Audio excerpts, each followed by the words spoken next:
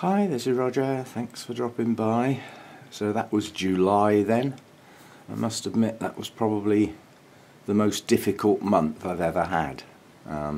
Just severe heat, day in, day out. No respite at all. It hasn't finished yet, although it, rained off our garden party at the weekend, and I mean some places had probably more rain than they actually wanted, although we needed the rain. It didn't last long. And here in the south it's gone. There's no sign of any rain again, not into the distance, and by the weekend we're going to be back up in the low 30s again. So we haven't finished with the rain yet. Sorry, with the sun. And it just, the bad news really, because the sun's good, the extra light for the plants and everything, but it just happened to coincide with our longest days, when our days are up around the 16.5-hour mark. That's a lot of heat and light over the longest period, so it's been very difficult. It's been expensive to a degree as well, because quite a lot of the flower spikes have either gone over or not lasted anywhere near as long as they would normally do with normal UK weather, where you get some of each, where it's just been all of one thing. But I mean, already we're down to less than 15.5 hours, and by the end of August it'll be down to 13.5 hours. So the day lengths will drop off dramatically. So technically speaking, there's only 2 to 3 months left of the proper growing season. So it's over halfway through. So that's part of the reason why I wanted to do the looking at all the plants, simply because, it's about halfway through the growing season. I mean, the growing season for some plants is 12 months of the year, but for some they do have seasonal growth. A lot of their dendrobiums push up their new growths, early spring, push them on through the year, and then finish growing, and then have their winter rest and stuff like that. But short-lived blooms, I mean, the Vanda blooms went over very quickly, and the blooms deteriorated quite badly. Now that's never happened before, and it's just the relentless heat. Hot day now and again is not a problem, but continuous day after day, it knocked those blooms off. Hasn't done the plants any harm at all. I mean, they will probably spike again this year, but it has taken them down. The Miltoniopsis, sorry, Miltonia, I've got Miltoniopsis on the brain. I had quite a lot of comments about them. Miltonia sunset, these don't seem to have suffered. There's actually another spike coming up at the back there, so these two have lasted well. This one's going now, the Alicera, but I mean, that lasted quite well. And given that it's not the strongest plant in the world, this one's done okay. Peter Comp, I think there's another spike crawling up the back there, so that will follow on from this one, when this one, in fact this one is starting to go now. Quickest way to tell is a dramatic colour change. I forget which way round these are supposed to be, whether the outside of the lip is supposed to be white or yellow, but it can't be both, so the colour change signifies that the blooms are going to go soon. I was just thinking, what on earth is that? Is that a spike? Because of where I've placed the plant, this large dendrobium, this Chryseum, I think it is, I'm not getting the tag out, but I just thought I saw a spike, but that's actually the new cane off of that plant. It's pushed up through another plant. And there's another one coming on there, so new canes on that are pushing on well. It's the growing season. That's what they're supposed to do. The Catatanti blooms are not going to last anywhere near as long as they would normally do. They're showing signs of going already. That hasn't long been open. So there are consequences, constant hot weather. There's another Miltonia, and this is Queen Anne. This was the first one to open, and that one's opened just recently on the second spike. And this looks like it's going to bloom successively. There's more buds to come, but they're in early development, so it looks like it doesn't have more than one bloom at a time, or there's not much crossover. So this spike's opened its first bloom, its next bloom is just about starting to get its colour, and the next bud is in its infancy. So it should be in bloom over a long period, but I haven't got a clue how long they're actually going to last, because it's the first time it's bloomed. But lovely pattern on the lip, very attractive, and I doubt if the camera picks up the colour properly, it is the deepest purple. Lovely colour. Things that have done well are the Cattleya types. You know, the growths on those have pushed on at a rapid rate, so they've done okay. Looking forward to some Cattleya blooms, because I haven't had any for a while.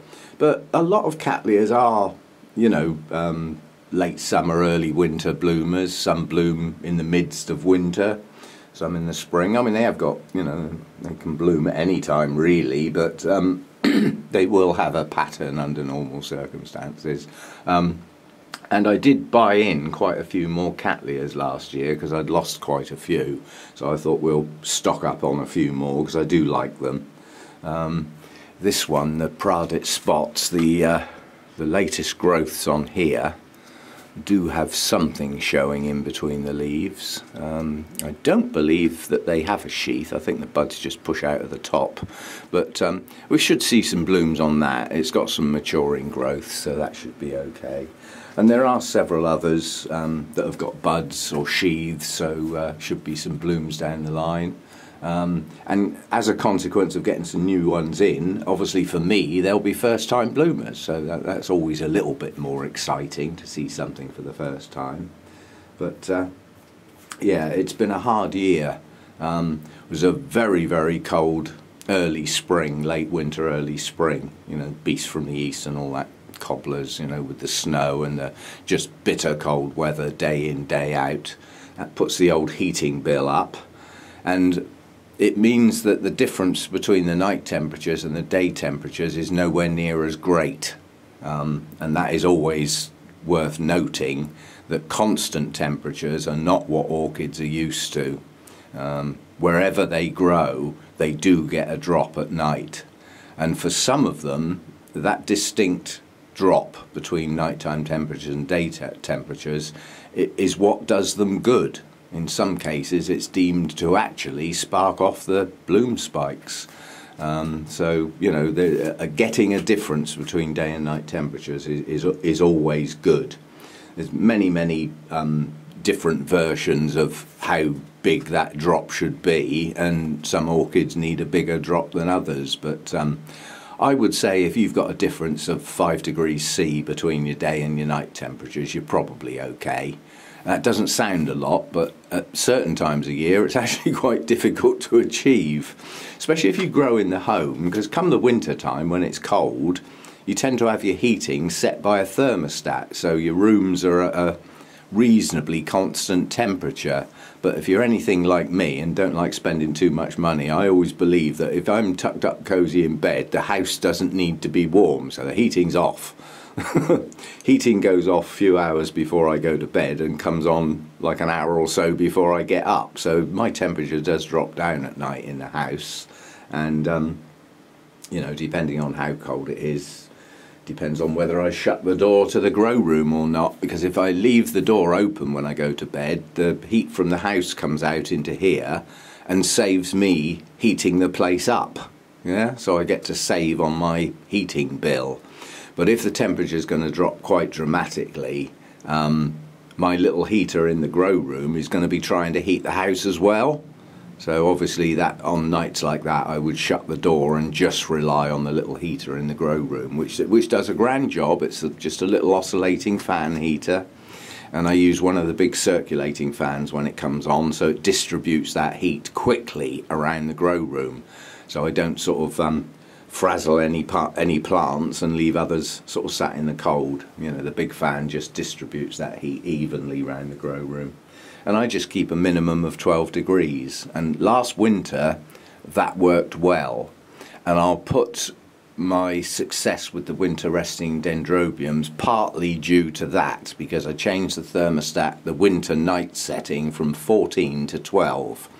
Now it's only 2 degrees C, but I think it helped, but quite honestly I still believe that the winter resting dendrobiums did as well as they did, partly due to that and partly due to not feeding and reducing the water right down as we do. But what I think made the biggest difference, for the first year I took all the shade netting off for December and January and even part of February. So I can't get any brighter light than that. That's bare glass. You know, the sun comes in from the sides during the winter because it's so low in the sky. So the fact that my bubble wrap's on the roof to help conserve heat doesn't make any difference to the light factor to any great extent. Most of the light from the sun, that direct sun on the plants, is coming in through the sides, and that seemed to do them the world of good. Now this winter I've got this grow light experiment to sort out, which I'm not thinking about yet. I haven't got it for a start, but it's on its way, and they've confirmed that they will send it to me.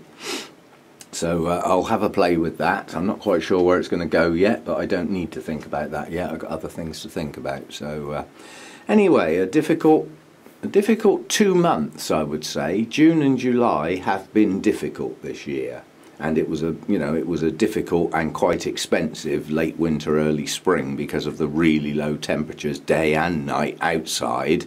Which meant my poor old heater had to work hard. So, that's the way it goes. You can't predict the weather, and you certainly can't control it, so you live with it, and you just have to work with it. That's all you can do. And at the moment, we had a lovely sunny day yesterday, but yes, that's good light, and yes, it meant all the fans were on, because quite honestly, I hate to think what my electricity bill is for this summer, because I've had... That's a fan, so it's a motor, the inlet fan, that fan, that fan, that fogger, and that fogger have virtually been on all day long.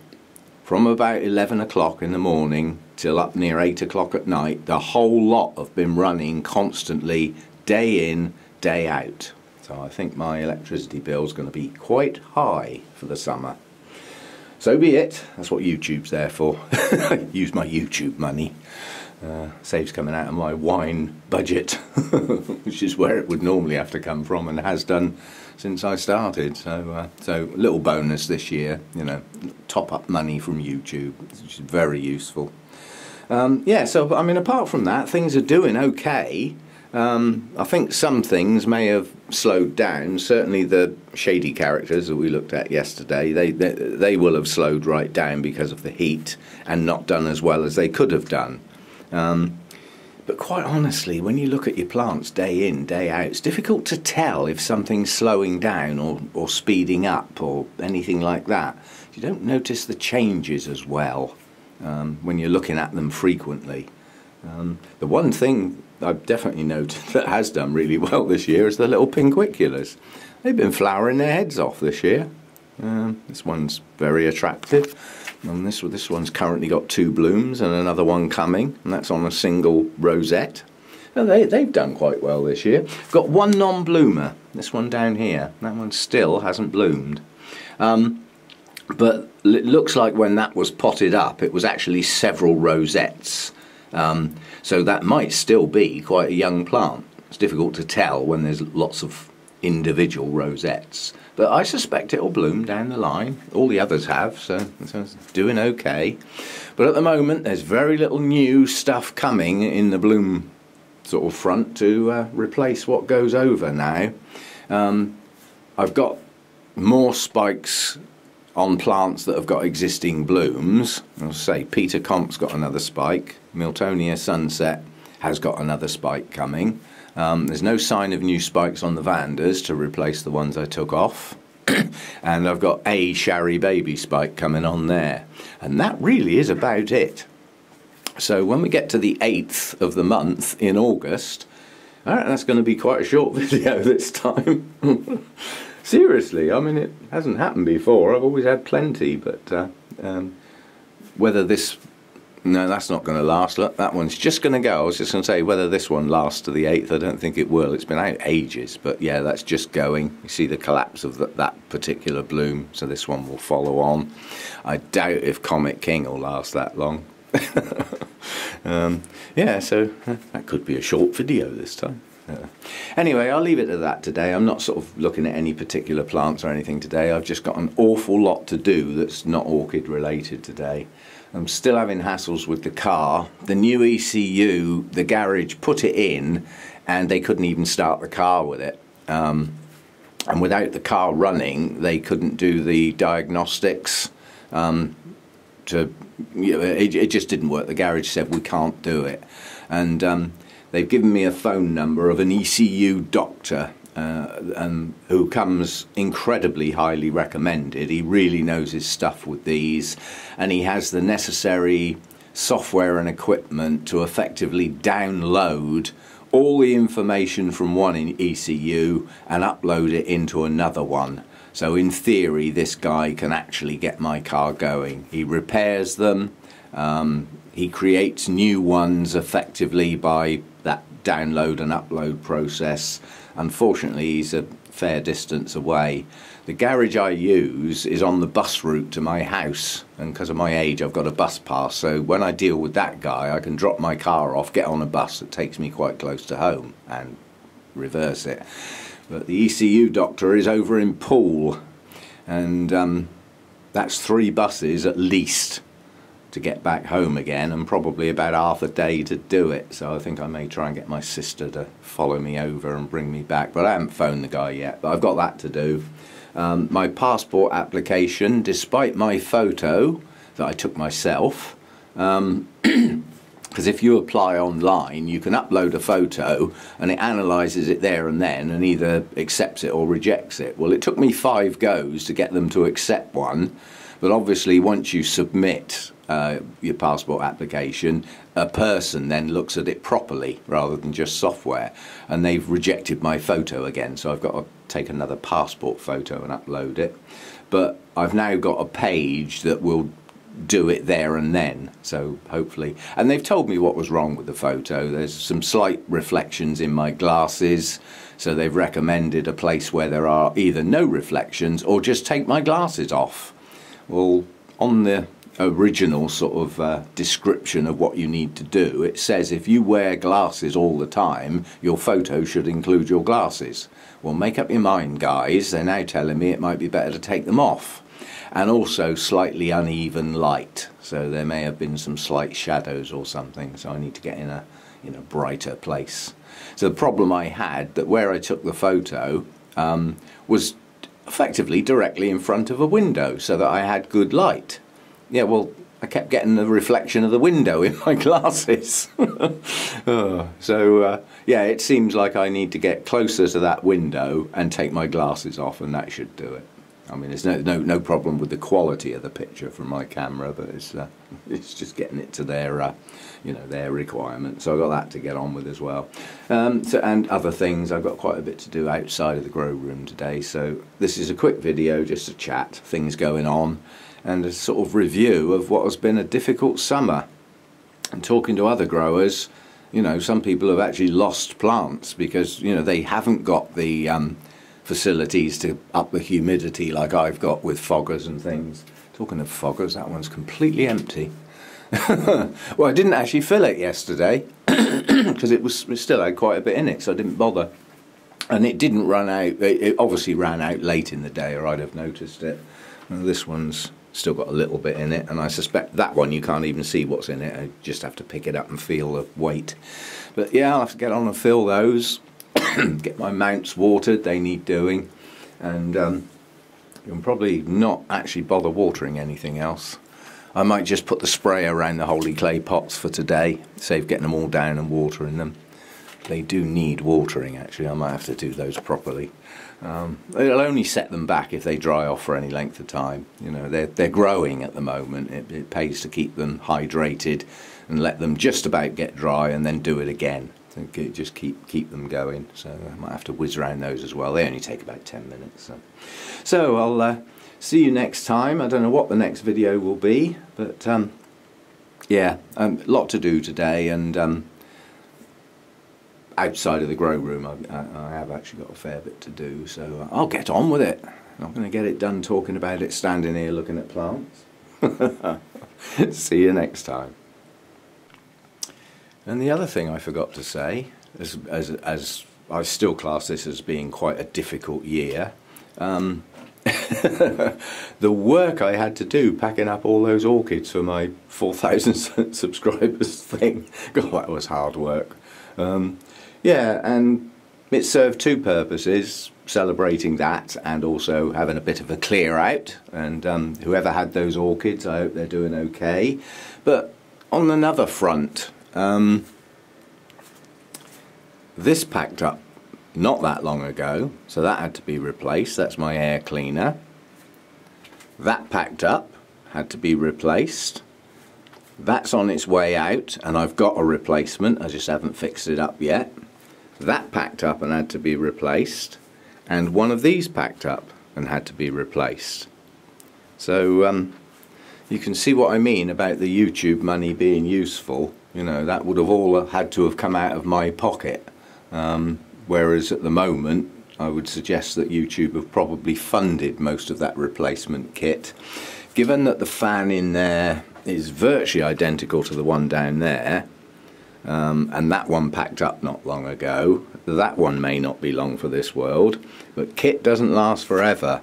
And obviously the fans have been hit hard this year with all that heat. So they've had to be on many more days and for much, much longer. So they've had their life taken out of them in a shorter space of time. You know, so yeah, but quite a bit of kit went over this year as well. I haven't bought any new shelves or anything like that. I haven't got any more room. You know, the shelves I've got now is all I can cope with in here, and I'm fine with that. This little set here has actually got a top to it. It should come up to here, but because of the length of my long cane dendrobiums, if I put that top shelf in there, I wouldn't be able to put much on it, because every time I get these down it would knock the plants over. So I'm happy with that shelf being missing. And I've actually got a fair bit of space dotted around now. That sort of clear out did the world of good, plus the losses. You know, we've had some losses over the year. And I have actually got room to move in here now. That doesn't mean I'm rushing off out getting more orchids, because I'm happy with what I've got at the moment. I have no plans on buying any more orchids. Opportunities to buy orchids are a bit thin on the ground at the moment anyway, unless I buy online. There's no shows coming up now. Our first show is September time, and then the Wessex show will be in October. And then there's the BOC event at Ruthlington in November. So there's 3 more shows to go to this year. And then there won't be anything until, you know, the sort of spring events start. And that'll be quite a good one, because the Bournemouth Orchid Society are 60 years old next year. And they're hosting a 2-day event, a 2-day show to celebrate. And there's other orchid societies coming in with displays, and quite a few more traders than we would normally have. So it's going to be a much bigger event, and over 2 days. And they've hired some space in Highcliffe Castle, which is a sort of prestigious visitor site. It's a smashing place, actually. Very, very old building. I think it was a monastery or something once upon a time, but you know, an old sort of stone building in grounds and everything that's been fully restored. And yeah, so that'll be quite an event. I think that's beginning of March next year. That'll be quite good. And that's just up the road from me. It's actually closer than where our show normally is. It's closer than where the meeting place is. It's just up the road, so that'll be brilliant. Anyway, I must get on. See you next time.